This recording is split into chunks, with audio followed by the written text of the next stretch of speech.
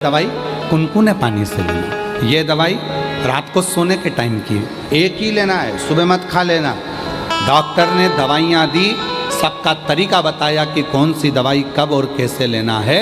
उसी तरह शिव महापुराण भी अपना तरीका बताती है कि बेलपत्र चढ़ाते तो तुम्हारी जिंदगी निकल गई, जल चढ़ाते तो तुम्हारी जिंदगी निकल गई, पर शिव पुराण सुनने वालों ने चढ़ाने का तरीका सीख लिया। और जब चढ़ाने का तरीका सीखा तो शिव जी ने झोली भरना चालू किया। जल पहले भी चढ़ाते थे, शिव मंदिर पहले भी जाते थे, शिवरात्रि पहले भी करते थे, सावन पहले भी आता था, शिवरात्रि पहले भी आती थी। पर अब सावन के महत्व को तुम जान गए, अब सोमवार के महत्व को तुम जान गए, अब शिवरात्रि के महत्व को तुम जान गए, पूजन का तरीका तुम जान गए कि गेहूं चढ़ाने से संतान की वृद्धि होती है। कनेर का पुष्प अगर अशोक सुंदरी वाली जगह पर चढ़ाया जाता है तो बच्चे जिद नहीं करते। वही कनेर का पुष्प जब जलाधारी पर, जो पार्वती जी की जगह पर चढ़ाया जाता है, तो नारी के उदर में अगर कोई तकलीफ हो जाती है, बच्चेदानी में कोई तकलीफ हो जाती है तो वो समाप्त हो जाती है। वही कनेर का पुष्प जब शिवलिंग पर चढ़ाया जाता है तो रोग से मुक्त होता है। ऐसे कनेर के पुष्प को चढ़ाने का तरीका शिवपुराण ने बता दिया। दुर्वा चढ़ाने का तरीका शिवपुराण ने बता दिया कि गणेश भगवान शंकर का जहाँ से जल बहता है उसका राइट स्थान जो होता है पानी बहने वाली जगह, वहाँ दुर्वा को 7 दुर्वा जब हम शिव को समर्पित करते हैं, शंकर भगवान को समर्पित करते हैं, तो चाहे 32 वर्ष की उम्र हो गई हो, चाहे 42 वर्ष की उम्र हो गई हो, शादी जरूर होती है। तो ये तरीका शिव पुराण ने बताया, जिसको आप लोगों ने स्वीकार किया। पूर्व की सारी कथाओं में केवल तरीके बताए, कैसे रिचा, कैसे।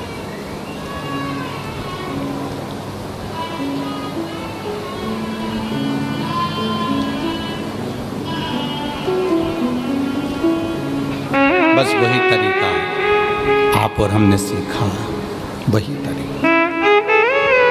आज जो ये लाखों की भीड़ रात को 11 बजे से लेकर 10 बजे रात्रि से जो भीड़ बढ़ना प्रारंभ हुई है, तो बता रहे हैं कि पूरे रोडों पर छाता लगा लगा कर भक्त बैठे हुए।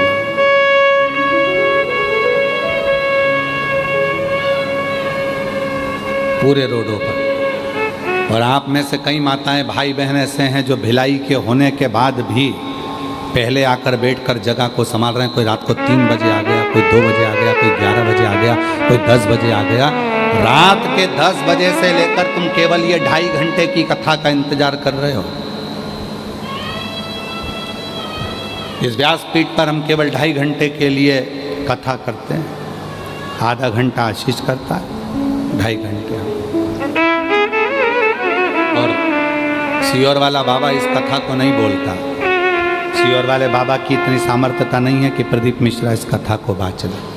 ये शिव पुराण बाँचने के लिए स्वयं देव अधिदेव महादेव ही व्यासपीठ पर बैठकर कथा का वाचन करते। और कथा करवाने वाला भी कोई दूसरा नहीं होता। अगर बोलबम समिति को, दया सिंह जी को भोलेनाथ जी ने आगे रखा है, तो बाबा ने स्वयं शिव के रूप में किसी न किसी रूप में आकर दया सिंह जी पर कृपा कर कर कि भाई ये शिव पुराण तुम्हें सावन के महीने में कराना है, बोलबम समिति को कराना। ये शिव की कृपा से शिव किसी रूप में आकर इनके ऊपर करुणा कर देते हैं और कहते हैं कि ये कथा कराओ। और कथा सुनने वाले आप नहीं हो। जितने शिव भक्त छाता लगाकर बैठे हैं, जितने शिव भक्त रोडों पर बैठे हैं, कीचड़ में बैठे हैं, पेड़ों पर टंगे हुए हैं, वृक्षों के ऊपर बैठे हुए हैं, कोई कहीं कहीं बैठे हुए हैं, पंडाल में बैठे हैं, चैनल के माध्यम से आस्था चैनल पर कथा सुन रहे हैं, फेसबुक यूट्यूब पर कथा सुन रहे हैं, जितने भी कथा सुन रहे हो, कथा आप नहीं सुन रहे। आपका कोई पुराना रिश्ता मेरे भोलेनाथ जी से है, जो भोले बाबा आपको बुलाकर कथा श्रवण करा रहे हैं।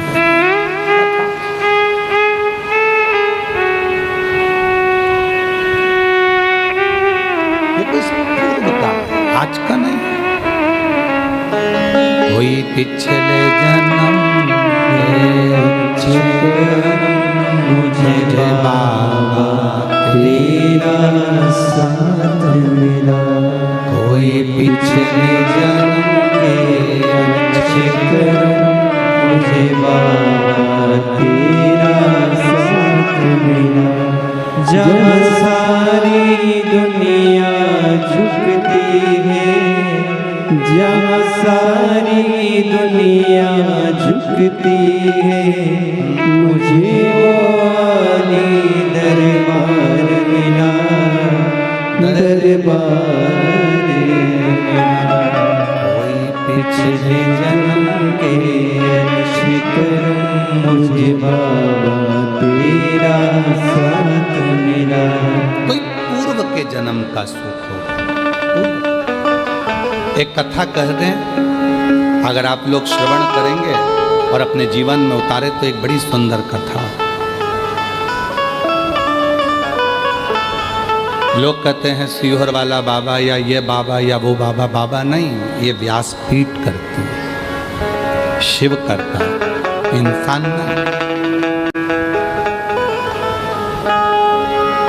एक गांव में एक सेठ जी रहते थे, पन्नालाल सेठ। क्या नाम था? जम के बोलो। पन्नालाल सेठ। निकलते थे तो लोग उनको नमस्कार करते थे, प्रणाम करते थे। पन्नालाल सेठ जी प्रणाम, नमस्कार, नमन, नमस्ते, पूछते करते। कोई सलाम करता, कोई नमन करता, कोई नमस्कार करता, कोई प्रणाम करता। पन्नालाल सेठ मुंडी हिला देते, नीचे मुख कर कर बोलते मैं बोल दूंगा। फिर कोई मिला तो पन्नालाल सेठ से कहा प्रणाम, नमस्कार, सलाम। पन्नालाल सेठ बोलते धीरे से मैं बोल दूंगा। फिर किसी ने प्रणाम करा तो उन्होंने फिर कहा मैं बोल दूंगा। फिर किसी ने प्रणाम करा तो फिर कह दिया मैं बोल दूंगा, घर जाकर मैं बोल दूंगा। मुनीम एक दिन साथ चल रहा था और मुनीम ने कहा सेठ जी एक बात समझ में नहीं आती, कोई तुमको सलाम करता है, प्रणाम करता है, नमस्कार करता है और तुम सिर झुकाकर मुस्कुराकर धीरे से बोल देते हो मैं घर जाकर बोल दूंगा। तुम घर पर किसको बोलोगे? सेठ जी ने कहा चल मैं बताता हूं मैं किसको बोलूं। सेठ जी पन्नालाल जी गए, तिजोरी खोली और लक्ष्मी जी से कहा आज मैं रास्ते में से जा रहा था तो वो सलाम कह रहा था, वो प्रणाम कह रहा था, वो नमस्कार कह रहा था। मुनीम ने पूछा तुम घर पर आकर लक्ष्मी जी से पैसे से कहते हो कि वो तुम्हें प्रणाम कर रहा था? हाँ। मुनीम ने पूछा ये क्यों? पन्नालाल सेठ कहने लगे जब मैं गरीब था, जब मेरे पास कुछ नहीं था, कोई मुझे सलाम नहीं करता था। ये सब सलाम पैसे को करा जा रहा है, ये सारा प्रणाम कुर्सी को करा जा रहा है, ये सारा प्रणाम धन को करा जा रहा है, ये सारा प्रणाम लक्ष्मी को करा जा रहा है। लक्ष्मी नहीं होगी तो कोई प्रणाम नहीं करता, कोई सलाम नहीं करता, और लक्ष्मी है तो सब प्रणाम करता।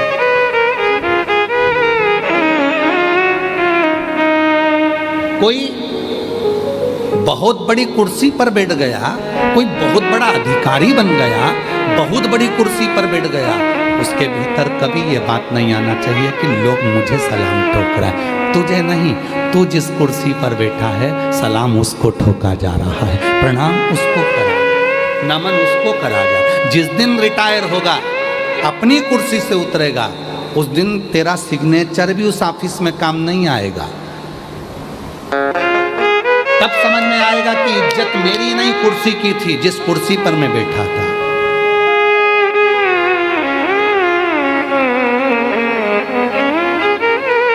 कुर्सी की इज्जत नहीं है, इज्जत तुम्हारी नहीं, इज्जत उस कुर्सी की है जिस कुर्सी पर तुम बैठे,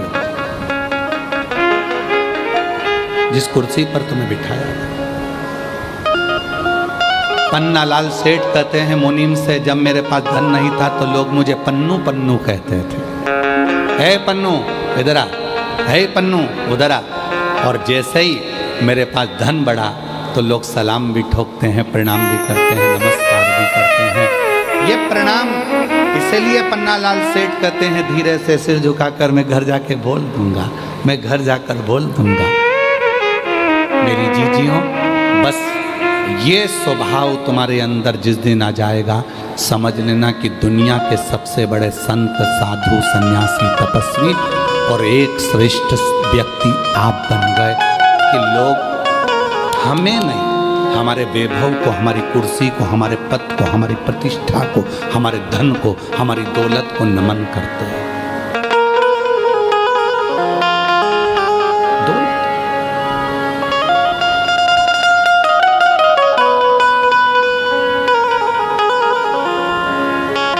कौन नमन करता? जिस कुर्सी पर तुम बैठे हो उस कुर्सी की मर्यादा है। उस कुर्सी को लोग सलाम कर रहे हैं, तुम्हारे धन को लोग सलाम कर रहे हैं। तुम्हारे पास धन नहीं रहेगा, कोई सलाम नहीं करेगा, कोई प्रणाम नहीं करेगा, कौन याद करे? अभी पन्नालाल सेठ, पन्नालाल सेठ, पन्नालाल सेठ, और वही पन्नालाल सेठ के पास धन नहीं रहेगा तो लेंगे पन्नू इधर आ, तो पन्नालाल सेठ पन्नू चला।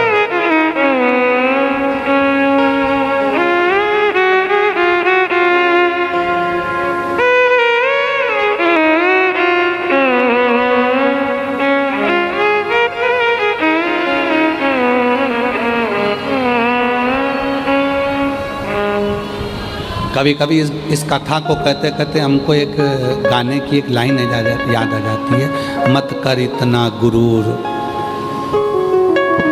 मत कर इतना गुरूर इस सूरत पर, ना जाने ये सूरत कब ढल जाती है।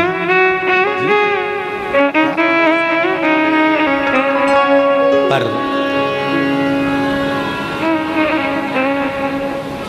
बोलबम समिति,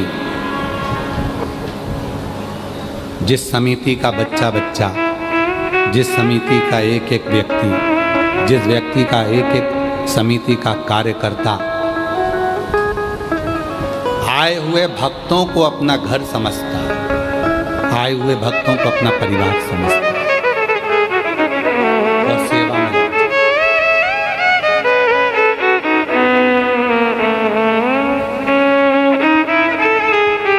जब कोई हमसे कहता है हम ऐसी कथा कराएंगे, ऐसी कथा कराएंगे कि लोग देखते रह जाएंगे। दया सिंह जी साधु था, आपके मुख से कभी ऐसी बात नहीं निकली, कभी भी जिंदगी। ये तीसरी कथा चल रही पर आपने कभी नहीं कहा कि हम ऐसी कथा करें, कभी नहीं कहा आपने। हम साधुता देते हैं इस चीज के लिए और ये होना चाहिए। एक आप, एक हमारे महाराष्ट्र के भगत हैं वो, एक हमारे हरियाणा वाले बिहान अपने तारा बाबा की कुटिया वाले कांडा जी, वो भी कभी नहीं बोलते।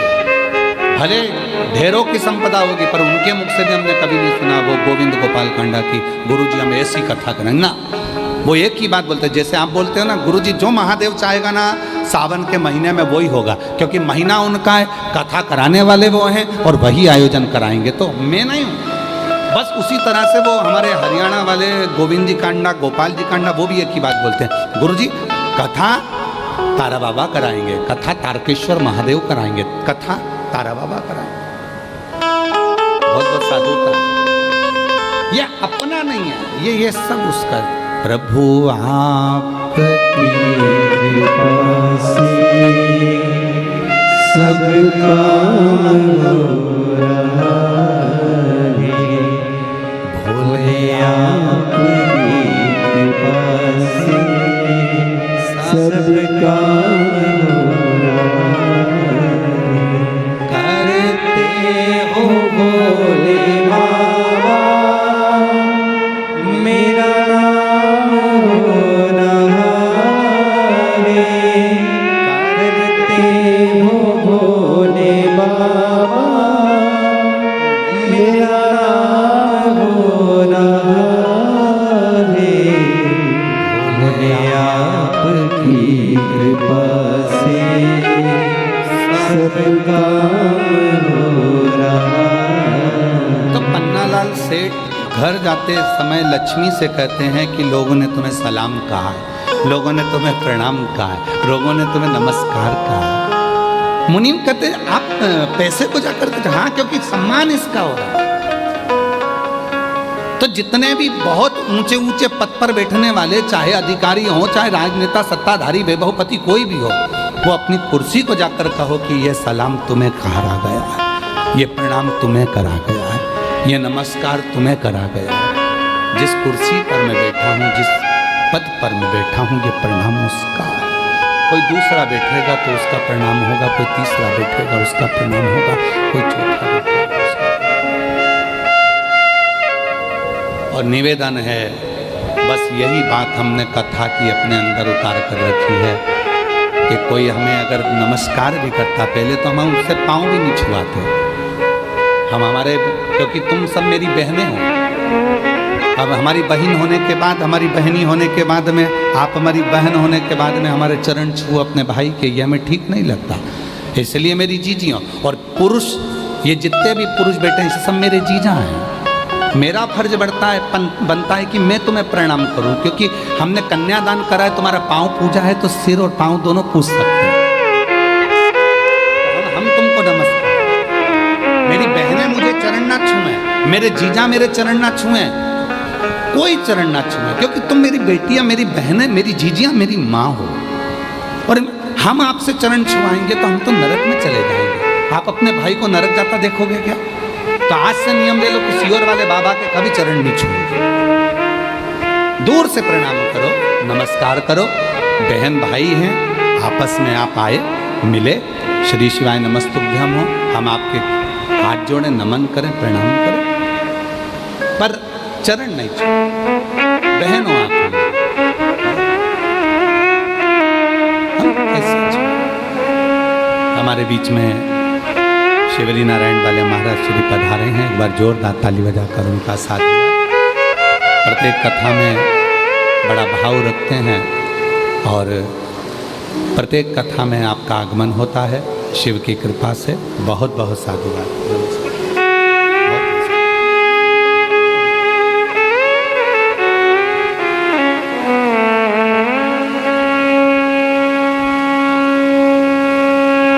प्रणाम करो मेरे शिव को, प्रणाम करो मेरे भोलेनाथ को, और प्रणाम करो अपने घर के बुजुर्गों को, प्रणाम करो अपने पति को, प्रणाम करो अपने घर के वृद्धों को। उनको चरण छुओगे, अपने माँ बाप के चरण छुओगे तो सुख मिलेगा, आनंद मिलेगा। जिस प्रदोष की कावड़ पूरा सीहोर, मध्य प्रदेश सीहोर में लोग जिस कावड़ का दर्शन करने के लिए आते हैं, मात्र कावड़ के वो 2 लोटों का दर्शन करने के लिए, उस छड़ी का दर्शन करने के लिए लोग कावड़ भरने के लिए कुबेरेश्वर धाम पहुंचते हैं। अभी 25, आज 23 है, कल का दिन बीच में, परसों लोग कावड़ भरने सुबह 9 बजे माँ सीवन के तट से कुबेरेश्वर धाम तक आएंगे, केवल उस कलश का दर्शन करने के लिए और जल भरने के लिए, क्योंकि प्रदोष की कावड़ सीहोर की जो भराती है उसको कामना कावड़ कहा जाता है। भगवान उसकी कामना को पूर्ण करते हैं। इसलिए प्रदोष का दिन था, कावड़ का जल भरने के लिए मैं दानव आ गया, और मैं दानव ने जैसे ही कुएं के अंदर से जल निकाल रहा था, मैं दानव के मस्तक का पसीना उस मेंढक पर पड़ गया। मेंढक पर पड़ते से ही उस कन्या ने अवतार ले लिया। कन्या ने अवतार लिया, वो रोने लगी, तो मैं दानव के कोई बच्चे नहीं थे, उसने उस कन्या को निकाल लिया, अपनी बेटी के रूप में रखा, और उसका नाम मंदोदरी हो गया, जिसका विवाह लंकापति रावण से हुआ। उसका नाम मंदोदरी हो गया। वो मंदोदरी, मैं दानव की पुत्री उस मंदोदरी, आप देखो पूरे चरित्र को उठाकर देखिएगा, पूरी रामचरितमानस को उठाकर देखिएगा, पूरी रामचरितमानस को उठाकर देखिए। मंदोदरी हमेशा अपने पति को समझाती रही, हमेशा हमेशा अपने पति ज्ञान देती रही, लंकापति रावण को समझाती रही, मंदोदरी उपदेश देती रही, समझाती रही। पूरी रामायण को उठाकर देखिए, रावण को हर पल समझाती थी मंदोदरी, क्योंकि मंदोदरी को मालूम है मैं कौन हूं। कौन? कौन?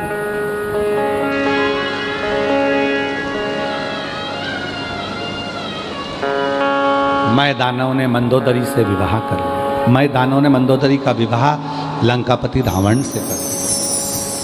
रावण से कहते हैं जितना रावण शिव की साधना करता था, जितना रावण शंकर की आराधना करता था, जितना रावण शिव की साधना में डूबा रहता था, उससे 4 गुना ज्यादा शिव की साधना में मंदोदरी डूबी रहती थी। क्यों? आप सबको मालूम होगा, स्मरण में होना चाहिए आपको। पूरी लंका तहस नहस हो गई थी, केवल एक मंदोदरी ऐसी थी जिसके शिव भक्ति के कारण वो पूरी की पूरी लंका वापिस वैसी की वैसी हो गई थी। कहाँ से लाऊं गंगा, कहाँ से लाऊं यमुना, कहाँ से लाऊं गंगा, कहाँ से लाऊं यमुना, कहाँ से लाऊं सरयू अपार पड़ी रे, कहाँ से लाऊं सरयू अपार पड़ी रे, भोले तेरी सेवा हमसे न बनी रे, भोले तेरी सेवा हमसे न बनी रे। कहाँ से लाऊं लड्डू, कहाँ से लाऊं पेड़ा, कहाँ से लाऊं लड्डू, कहाँ से लाऊं पेड़ा, कहाँ से लाऊं बर्फी वो शक्कर जड़ी रे, कहाँ से लाऊं बर्फी वो शक्कर जड़ी रे, भोले तेरी सेवा हमसे न बनी रे, भोले तेरी सेवा हमसे न बनी रे। कहाँ दे हम शिव, इसीलिए शिव महापुराण की कथा कहती है आशीर्वाद 2 तरह का होता है। बोलो कितनी तरह का? जम के बोलो जरा। 2 तरह। आप लोगों ने आशीर्वाद लिया किसी का? अरे बोलो तो जम के। आशीर्वाद 2 तरह का होता है। कौन कौन सा होता है? अब लोग कहेंगे गुरुजी आशीर्वाद भी तो होता है। बिल्कुल होता है।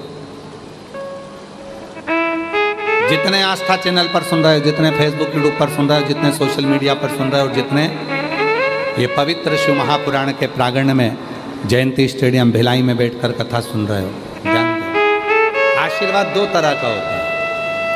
एक आशीर्वाद चरण छूकर लिया जाता है। क्या छूकर लिया जाता है? चरण छू। एक आशीर्वाद चरण छूकर लिया जाता है और दूसरा आशीर्वाद दिल छूकर लिया जाता है, किसी के मन को छूकर। मन कब छुएगा? चरण छूना सरल है और चरण छूकर आशीर्वाद लेना सरल है, पर दिल छूकर कोई की तुमने हेल्प कर दी, किसी को कोई सहयोग कर दिया, किसी का कोई कष्ट मिटा दिया, किसी को कोई तकलीफ थी, तुमने उसका साथ दे दिया। जो आशीर्वाद मन से मिलेगा वो तुम्हारी पूरी जिंदगी को तार देगा, पूरे जीवन को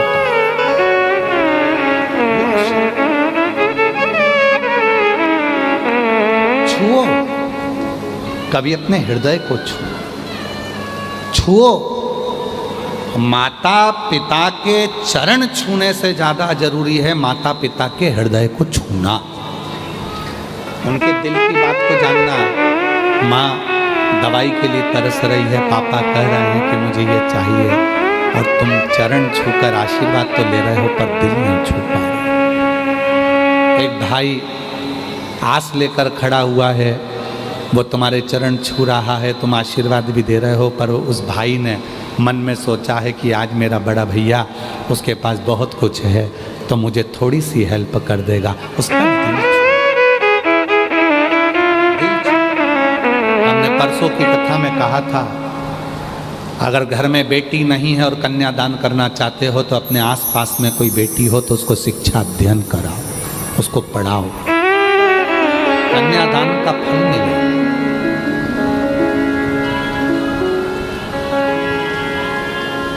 आशीर्वाद दो तरह का होता है, एक चरण छूकर लिया जाता है, दूसरा दिल छूकर लिया जाता है। चरण छूकर मिला वो अपनी जगह पर है, पर किसी का दिल तो छू। पराया दर्द जो अपनाए उसे इंसान कहते हैं, किसी के काम जो आए उसे इंसान कहते हैं। ये भारत की संस्कृति का, स्वयं खा लेना सुकृति है, छुड़ा कर खा लेना विकृति है, और बांट कर खाना ये मेरे भारत देश की संस्कृति है। ये मेरे भारत देश की संस्कृति है। जो मिला वो दिया, जो आप सब कौशल प्रदेश के हो, माँ कौशल्या जी की भूमि से हो, माँ कौशल्या जी के जन्मस्थली से हो। आप सब जानते होंगे कि जब माँ जानकी जी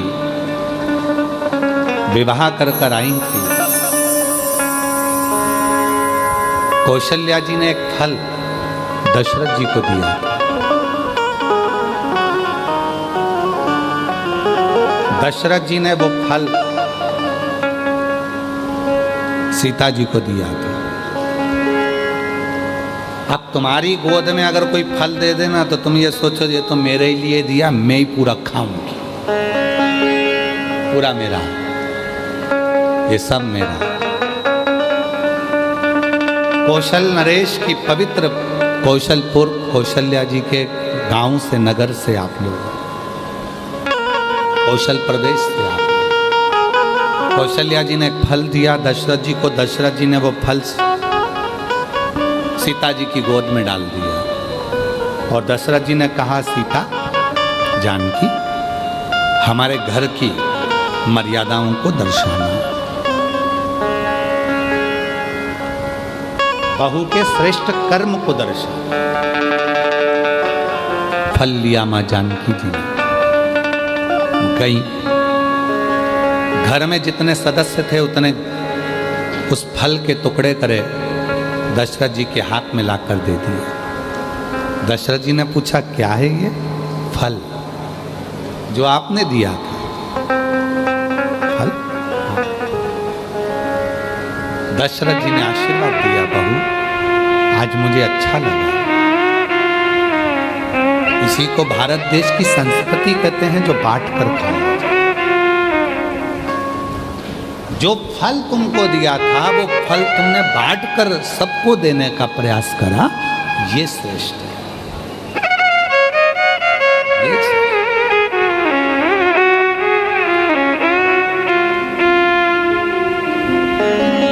अब कहाँ रहे, कहाँ संस्कृति रह गई? नींद का भी अपना एक दौर है, नींद का अपना एक दौर है। नींद को समझने वाले समझ सकते हैं कि माता पिता जागें उससे पहले बेटों को जागना चाहिए, माँ बाप जागे उससे पहले बेटे को जागना चाहिए, माँ जागे उससे पहले बेटी को जागना चाहिए, गुरु जागे उससे पहले शिष्य को जागना चाहिए।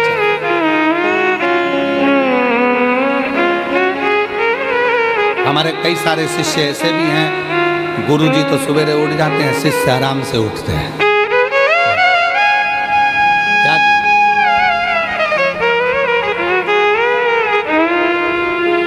गुरु जागे उससे पहले शिष्य को जागना चाहिए, बाप जागे उससे पहले बेटे को जागना चाहिए, माँ जागे उससे पहले बेटी को जागना चाहिए, और सास ससुर जागे उससे पहले बहू को जागना चाहिए। पर अब नियम दूसरा हो गया, बेटा सोता है बाप जागता है, बेटी सोती है माँ जागती है, शिष्य सोते हैं गुरु जागता है, और बहू सोती है सास ससुर।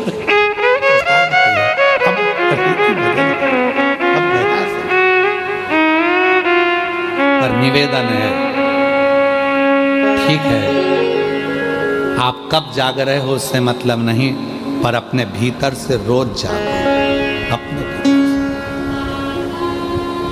काम, आसक्ति, तृष्णा, लोभ, वासना, इनसे थोड़ा जागो, थोड़ा।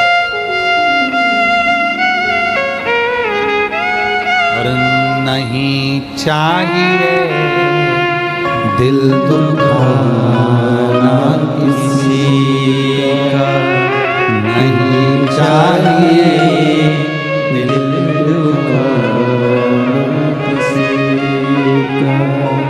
सदा ना रहा है, सदा ना रहा है जमाना किसी का, नहीं चाहिए दिल दुखाना किसी का, नहीं चाहिए दिल दुखाना किसी का। सदा ना रहा है, सदा ना रहेगा जमाना किसी का, नहीं चाहिए दिल दुखाना किसी का, नहीं चाहिए दिल दुखाना किसी। अच्छी कुर्सी मिले उसका सदुपयोग करो, अच्छा पद मिले उसका सदुपयोग करो, अच्छी प्रतिष्ठा मिले उसका सदुपयोग करो, अच्छा वैभव मिले उसका सदुपयोग करो, अच्छा धन मिले उसका सदुपयोग करो। एक दिन कुर्सी, पद, प्रतिष्ठा, यश, धन, वैभव, एक दिन ऐसा आता है कि फिर उससे उतरना जाना पड़ता है, फिर उस क्रम में आना पड़ता है। उसका प्रयोग कर लो, सही प्रयोग, सही समय। अभी अपने सिग्नेचर से काम हो रहा है तो सिग्नेचर का सदुपयोग करो। किसी गरीबड़े का, किसी अनाथ का, किसी को शिक्षा की, किसी को चिकित्सा की जरूरत है, किसी को आपके एक सिग्नेचर की जरूरत है जिससे उसकी जिंदगी बच सकती है। प्रयोग करो, एक समय ऐसा आएगा वो सिग्नेचर तुम्हारे ऑफिस में तुम्हारा ही नहीं चल पाएगा। सदुपयोग करो उसका। एक समय ऐसा आएगा कि तुम्हारे घर में तुम्हारा ही पैसा तुम खुद खर्च नहीं कर पाओगे, हॉस्पिटल में पड़े होगे और दूसरे निर्णय ले रहे होंगे इनको वेंटिलेटर पे कितने दिन रखना है, रखें कि नहीं रखें। ज़्यादा वेंटिलेटर पर रखेंगे तो ज़्यादा हॉस्पिटल का खर्चा बढ़ जाएगा। जिसने कमाया उसी का पैसा उसमें नहीं लगा पाओगे, वो खुद नहीं लगा पाएगा। इसलिए अपने धन का भी सदुपयोग खुद करो और तुम्हारे शरीर का भी सदुपयोग खुद करो। रोज प्रतिदिन अपने शरीर का भी सदुपयोग करो, योगा करो, प्राणायाम करो प्रतिदिन। ये शरीर बड़ी मुश्किल से मिला है, ये ऐसे ही नहीं कमाना। और उसके साथ में थोड़ा बन सकता है तो परमार्थ का काम करो। अपने को भगवान ने अच्छी शिक्षा दी है, 4-5 बच्चों को इकट्ठा करो अपने मोहल्ले के, उन बच्चों को शिक्षा अध्ययन कराओ, पढ़ाना सिखाओ। किसी को चिकित्सा की जरूरत है, कोई ले जाने वाला हॉस्पिटल नहीं है, हाथ पकड़कर उसको हॉस्पिटल लेकर जाओ। और फिर निवेदन करेंगे, तुम्हारा बुखार आएगा तो कोई भी हाथ पकड़ लेगा, चक्कर आएगा तो कोई भी हाथ पकड़ लेगा, पर जब समय का बुरा चक्कर आता है तो कोई हाथ पकड़ने वाला नहीं मिलता है। इसलिए उसका सदुपयोग करो, समय का सदुपयोग करो, शरीर का सदुपयोग करो, वैभव का सदुपयोग करो, धन का सदुपयोग करो। पर कई कई लोग तो ऐसे हैं कि अपने भूमि का भी सदुपयोग नहीं कर पाते। कई लोग कथा सुनने वाले अगर किसी की दुकान के सामने जाकर बैठ जाएं, किसी के होटले पर जाकर बैठ जाएं, कोई कथा सुनने वाला किसी के होटले पर जाकर बैठ जाए तो लोग नाराज हो जाते हैं, मेरे होटले पर बैठा है, दूसरे दिन वो लाएगा पानी डाल देगा, यहाँ कोई बैठेगा ही नहीं। होटले पर नहीं बैठने देते, तो विचार करिएगा, जो होटले पर बैठने नहीं दिए हैं वही एक दिन मर के भूत प्रेत बन जाते हैं और उनका फिर होटला बन जाता है। महाराज जी कह देते इनका होटला बना तो बड़े प्रेत है, जीवात्मा है, घूम रही है, क्योंकि किसी को बैठने नहीं दी, कभी किसी को पानी नहीं दिया, कभी किसी को भोजन नहीं दिया, उसका होटला बन गया। तुम जाना रोड के किनारे पे बहुत सारे होटले बने दिखेंगे जिसपे होटलों पर लोग धूप बत्ती लगा रहे होंगे, होटले में। इन्होंने कभी जिंदगी में किसी को बैठने नहीं दिया तो इनका होटला बन गया।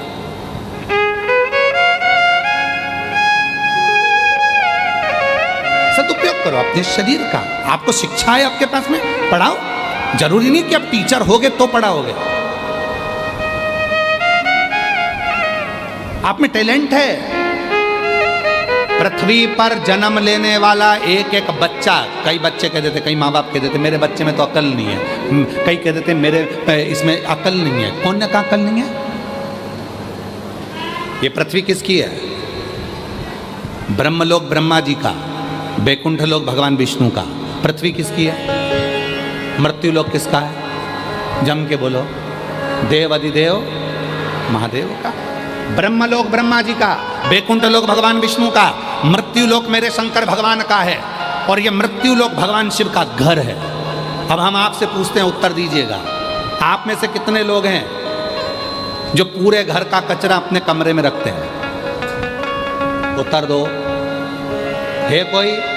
पूरे घर का कचरा जो अपने कमरे में रखता है, पूरे घर का टाला कबाड़ा जो अपने घर में कमरे में रखता है। कमरे में तुम अच्छी क्वालिटी चीज रखते हो, अच्छी सीनरी, अच्छा गुलदस्ता, अच्छा बेडरूम, अच्छी बेडशीट, अच्छा सामान, अच्छा पंखा, सब तुम अपने कमरे में रखते हो। तो ये पूरा जो कमरा है, ये पूरी पृथ्वी है, ये मेरे भोलेनाथ का घर है। जब शंकर जी का घर है तो शंकर जी कचरे को अपने यहाँ रखेंगे क्या?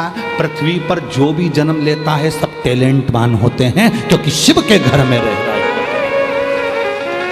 बस अपने भीतर के उस टैलेंट को निखारो।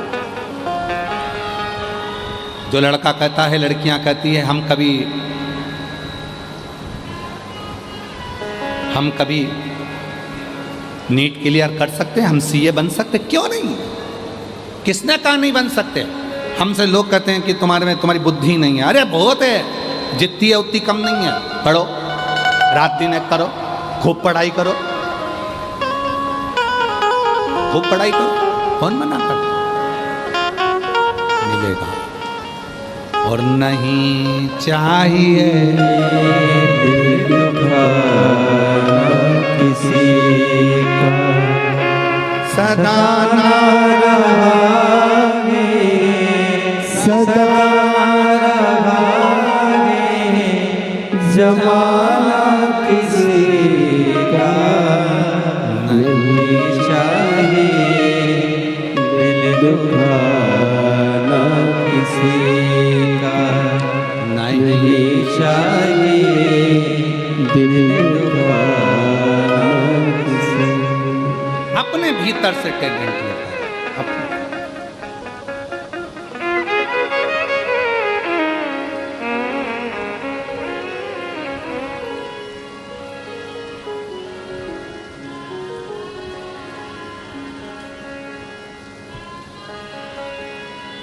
किसी ने बहुत अच्छी बात कही है, जिंदगी में इतने धोखे खाए हैं, जिंदगी में इतने धोखे खाए हैं, अब तो शहद भी उसी से खरीदता हूं जिसका मुंह सूजा हुआ होता है।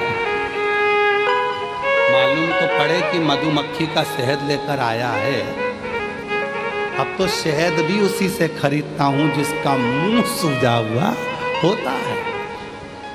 दिखता है कि शहद असली है, काटा है 2-4 जगह, काटा। मेरे शिव कथा कहती है, इसलिए शंकर की कथा कहती है। शुक्राण करे भगवान देवाधिदेव महादेव का चरित्र का महाराज शंकर जी का पवित्र चरित्र का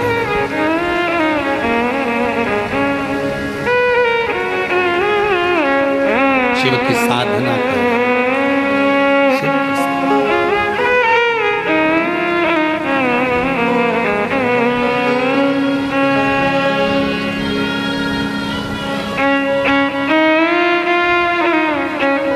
भगवान शिव की साधना भगवान शंकर का भाव श्री शिवाय नमस्तुभ्यं श्री शिवाय नमस्तुभ्यं श्री शिवाय नमस्तुभ्यं श्री शिवाय नमस्तुभ्यं। मंदोदरी शिव की साधना कर कर अपने पूरे लंका को वापस बचा लेती है। मंदोदरी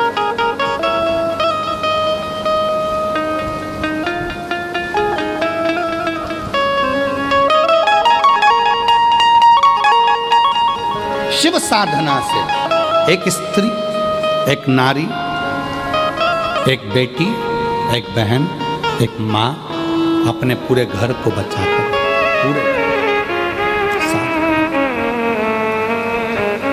पूरे घर।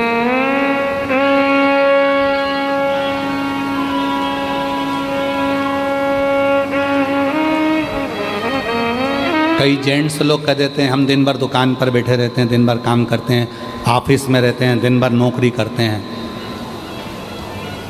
घर पर आते हैं पत्नी पर चिड़चिड़ करते हैं।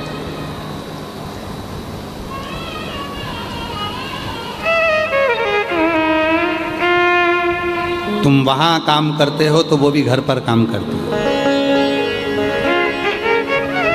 वो भी करती।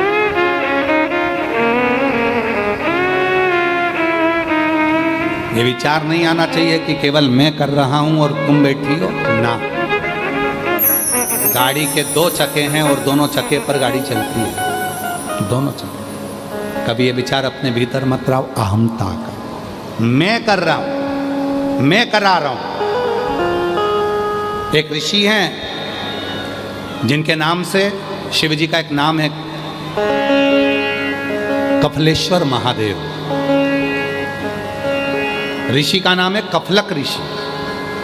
बाबा जी ऋषि का नाम कफलक ऋषि। उत्तराखंड की भूमि पर कफलक ऋषि तप करते थे। उनकी 3 धर्म पत्नियां थी। लोग कहते हैं 3 पत्नी का भाव बताया, पर ये 3 पत्नियों का भाव था श्रद्धा, विश्वास और समर्पण। लोग कहते हैं पत्नी थी, पर शास्त्र कहता है पत्नी नहीं, श्रद्धा थी, विश्वास था और समर्पण था। ये पत्नियां नहीं, समर्पण।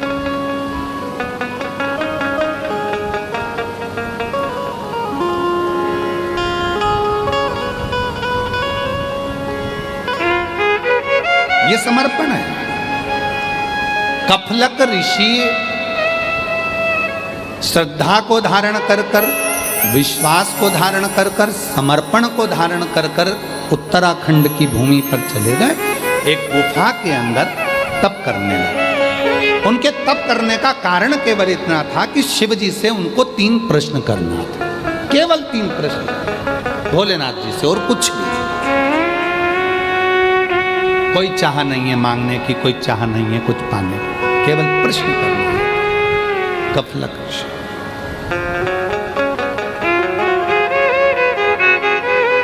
तू आजा भोला जोगिया, शिव से केवल 3 प्रश्न मांगे।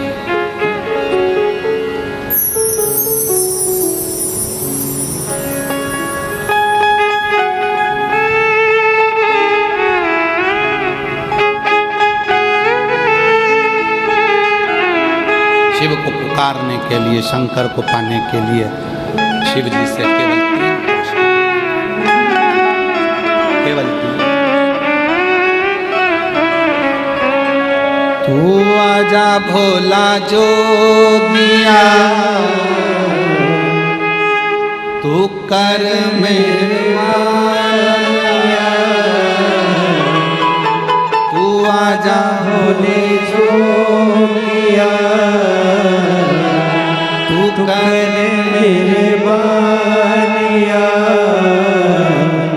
खड़े हाथ जोड़ के भोले जी तेरे नाम में, खड़े हाथ जोड़ के भोले जी तेरे नाम